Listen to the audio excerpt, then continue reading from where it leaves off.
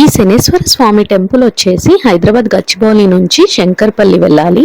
అక్కడ నుంచి వెళ్తూ ఉంటే ఎంకతల అనే ప్లేస్ వస్తుంది. మ్యాప్ పెట్టుకొని కూడా మనం ఈ ప్లేస్ కి చాలా ఈజీగా వెళ్ళొచ్చు. ఆ ఎంకతల అనే గ్రామంలోనే ఈ శనేశ్వర స్వామి టెంపుల్ ఉంటుంది. టెంపుల్ చాలా పెద్దగా ఉంటుంది. చుట్టుపక్కల ప్లేస్ అంతా కూడా చాలా బాగుంటుంది. పార్కింగ్ కూడా చాలా పెద్దగా ఉంటుంది. ఇక్కడే మనకు పూజకు కావాల్సిన సామాన్ అన్ని దొరుకుతాయి. బయట నుంచి ఏమీ కొనాల్సిన పని లేదు. ఇక్కడ శనేశ్వర స్వామికు 7 శనివారాలు తైలాభిషేకం చేపిస్తే శని బాధల నుంచి విముక్తి పొందొచ్చు అని నమ్మకం. ఇక్కడ శనేశ్వర స్వామి ప్రత్యేకత ఏంటంటే ప్రపంచంలో ఎక్కడ చూసినా వెస్ట్ ఫేసింగే కనిపిస్తారు స్వామి. ఇక్కడ మాత్రం నార్త్ ఫేసింగ్ కనిపిస్తారు. ప్రపంచంలో మీరు ఎక్కడ చూసినా కూడా వెస్ట్ ఫేసింగే ఉంటారు. అండ్ ఇక్కడ లక్ష్మీ స్థానాన్ని చూస్తూ ఉంటారు స్వామి. అది ఇక్కడ ప్రత్యేకత అన్నమాట. ఇక్కడ పూజ చేపించాక కాసేపు ప్రశాంతంగా టైం స్పెండ్ చేయొచ్చు. కొంచెం పైకి స్టెప్స్ ఉంటాయి. అక్కడ నుంచి వెళ్తే పైన శివాలయం ఉంటుంది. ఖచ్చితంగా శివ దర్శనం చేసుకోండి మర్చిపోకుండా. దర్శనం అయ్యాక చుట్టుపక్కల కూడా చాలా బాగుంటుంది. కాస్త టైం స్పెండ్ చేసి హ్యాపీగా రిటర్న్ అవ్వచ్చు.